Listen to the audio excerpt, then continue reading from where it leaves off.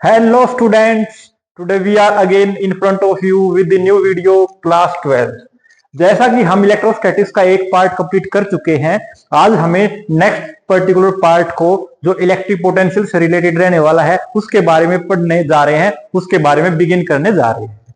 तो आज के बारे में हम देखते हैं क्या होने वाला है। उसके लिए हमें सबसे पहले ये टर्म पता होनी चाहिए, डिफ्यूजन क्या होता है। ऐसा हम क्यों बता रहे हैं? क्योंकि जब हम किन्हीं भी दो अलग अलग ड्रम्स को, जो एक फुली फिल्ड हो वाटर के साथ और दूसरा क्या हो, बिल्कुल एम्प्टी हो, उनके बीच में हम अगर एक ऐसा मीडियम प्रोवाइड कर दें जैसे कि पाइप यू कैन से, तो उसमें से क्या होता है, जो ज्यादा क्वांटिटी वाला जो ड्रम है उसमें से वाटर फ्लो करना स्टार्ट कर देता है।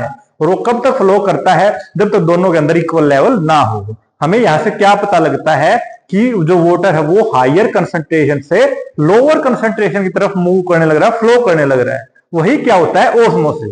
तो हमें क्या बताना है? डिफ्यूजन बताना है। डिफ्यूजन क्या है? तो डिफ्यूजन एक वो प्रोसेस है that refer to the movement of the particles, कहां से कहां, from an area of high concentration to the area of lower concentration. तो इसी चीज को हम आज पढ़ेंगे, यूज करेंगे अपने आगे कंसेप्ट को पढ़ने के लिए। तो उसके लिए सबसे पहले देख लेते, देखो ये बात हमें पता है हॉटनेस के बारे में, टेम्परेचर के बारे में, हीट के बारे में, कि जो हीट है वो हायर टेम्परेचर से लोअर टेम्परेचर की तरफ फ्लो करती है। मींस टू से जो हीट है वो हॉटर बॉडी से किस तरफ फ्लो करती है? कोल्डर बॉडी की तरफ फ्लो करती है। ये बात हमें पता है। ये ऐसे ही हमें ये भी पता है कि हम जनरली बोलते हैं, जब हम किसी भी इलेक्ट्रिक सर्किट में एक सेल या बैटरी को कनेक्ट कर देते हैं तो करंट फ्लो करने लग जाता है, लेकिन उसकी डायरेक्शन को हम जनरली क्या बोलते हैं? वो पॉजिटिव से किस तरफ फ्लो करने लग रहा है? नेगेटिव की तरफ फ्लो करने लग रहा है। ऐसा ही तो बोलते हैं, ठीक है। तो हम इसके पीछे क्या पर्टिकुलर रीजन है, ऐसा हम क्यों बोलते हैं, तो उसके बारे में भी अभी आपको बताएंगे, तभी तो हमारे बल्ब ग्लो कर रहा है। तो उसके बारे में देख लेते हैं।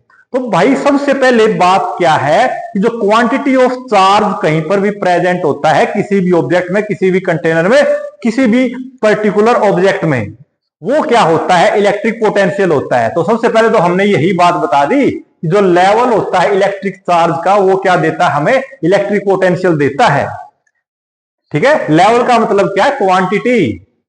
क्वांटिटी है इसका मतलब, हमें कंफ्यूज नहीं होना इसके बारे में। क्वांटिटी, और ये हमें क्या दे देता है? इलेक्ट्रिक पोटेंशियल दे देता है। अब जैसे हमने बताया जो वाटर था वो हायर कंसंट्रेशन वाले ड्रम से लोअर कंसंट्रेशन की तरफ मूव करने लग रहा था, ऐसे दूसरा हमने बताया जो हॉटर बॉडी से कोल्डर बॉडी की तरफ हीट फ्लो कर रही थी। ऐसे ही जो हमारे चार्ज पार्टिकल्स हैं वो हायर कंसंट्रेशन से लोअर कंसंट्रेशन की तरफ फ्लो करेंगे। और ऐसा हमने अभी बता ही दिया कि जो क्वांटिटी है ऑफ इलेक्ट्रिक चार्ज वही क्या होती है? Electric potential. तो इसका मतलब क्या हो, जो इलेक्ट्रिक चार्ज है वो किधर से किधर फ्लो करेगा? उस पर्टिकुलर बॉडी से जिसका जो पोटेंशियल है वो क्या है? ज्यादा, उससे इलेक्ट्रिक चार्ज किस तरफ फ्लो करेगा? जिसका इलेक्ट्रिक पोटेंशियल क्या है? कम। तो हम यह बता सकते हैं कि जो इलेक्ट्रिक चार्ज है वो फ्लो करता है from the body at higher potential to the body at lower potential. ये बात हमें समझ में आ गई। अगर दूसरी भाषा में बात करते हो, electric potential of a body is the, ये क्या होती है? इलेक्ट्रिकल प्रॉपर्टी होती है किसी भी ऑब्जेक्ट की, किसी भी बॉडी की, जो हमें क्या डिटरमाइन करता है कि जो डायरेक्शन है ना किसी भी चार्ज के फ्लो की, वो किस तरफ से किस तरफ है, ठीक है। तो हम बता सकते हैं जो इलेक्ट्रिकल पोटेंशियल है ये क्या है? एक ऐसी इलेक्ट्रिकल प्रॉपर्टी है विच determines the direction of flow of charge. अगर बात करें जहां पर भी चार्ज प्रेजेंट है, मान लो मेरे इस हैंड में चार्ज प्रेजेंट, तो इसके अराउंड क्या होगा?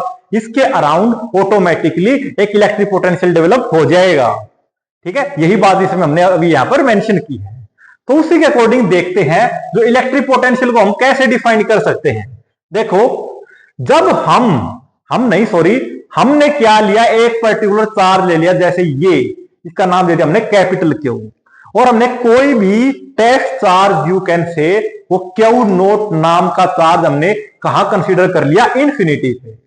और इन्फिनिटी से अब हमें यह पता है एक चार्ज दूसरे चार्ज को या तो अट्रैक्ट करता है या रिपेल करता है। वो डिपेंड करता है किसके ऊपर? उन दोनों चार्ज का नेचर सिमिलर है या ऑपोजिट है।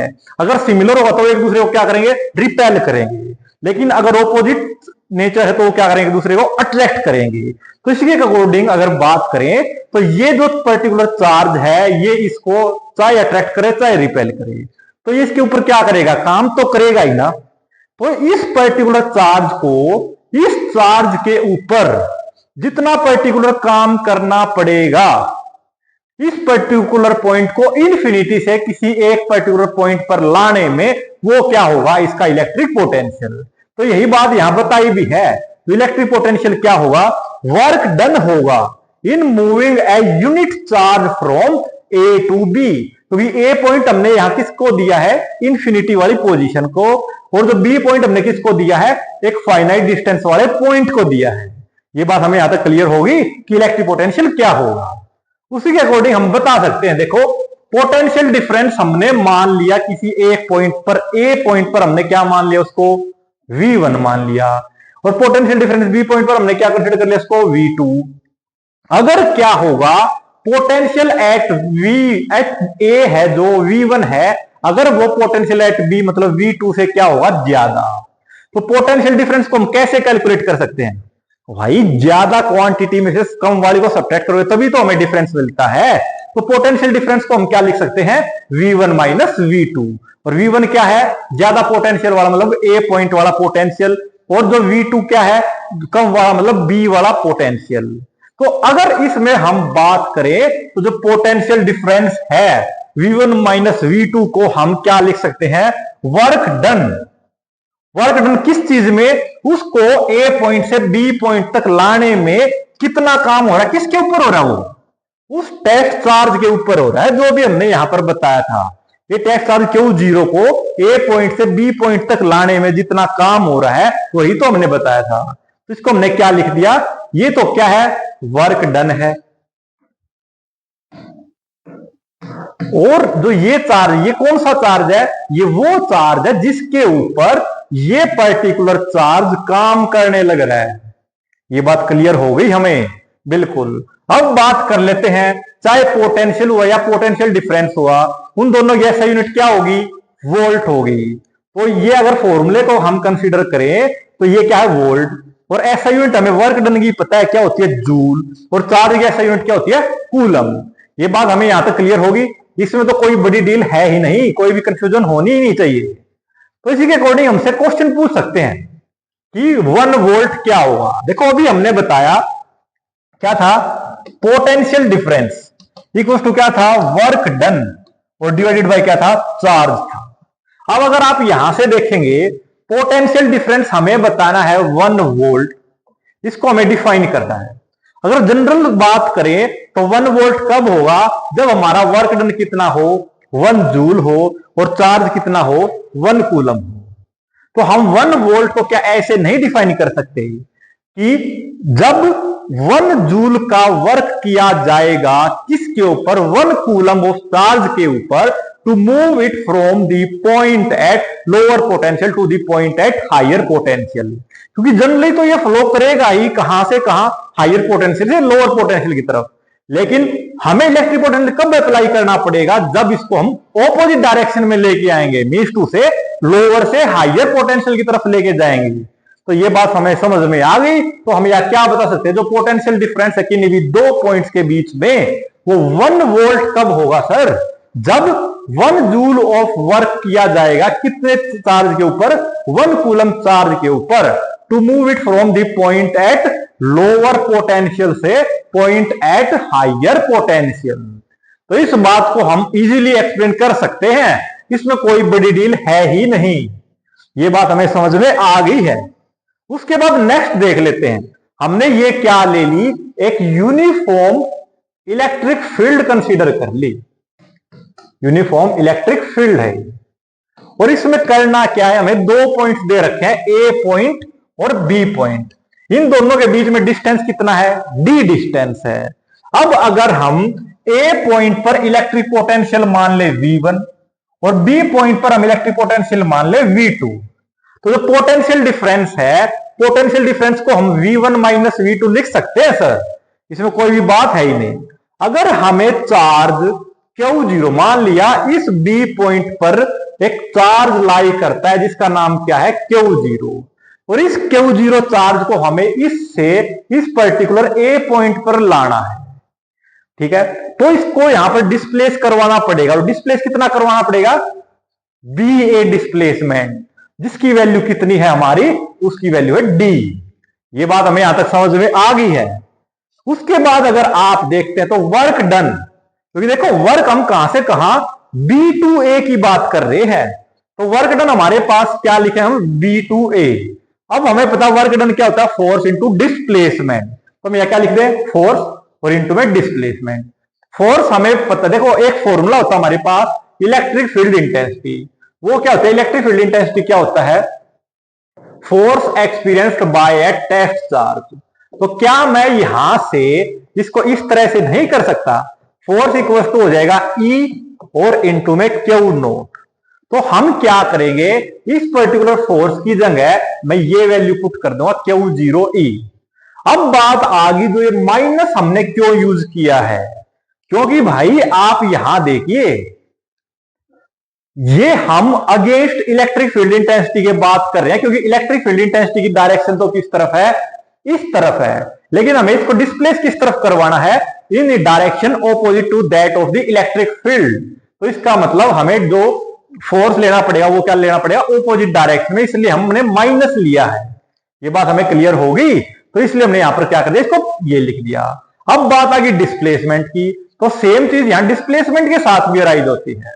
तो हमने ली थी A to B in the direction of E, लेकिन अगर opposite to direction of E लेंगे तो उस टाइम पर हमें इसको क्या लेना पड़ेगा, माइनस का डी लेना पड़ेगा। जब इसको माइनस का डी कंसीडर करेंगे और यहां प्लेस करेंगे तो 2 नेगेटिव मेक्स दी 1 पॉजिटिव, तो माइनस माइनस क्या हो जाएगा, प्लस। तो ये क्या बन जाएगा, Q0 E इंटू में डी।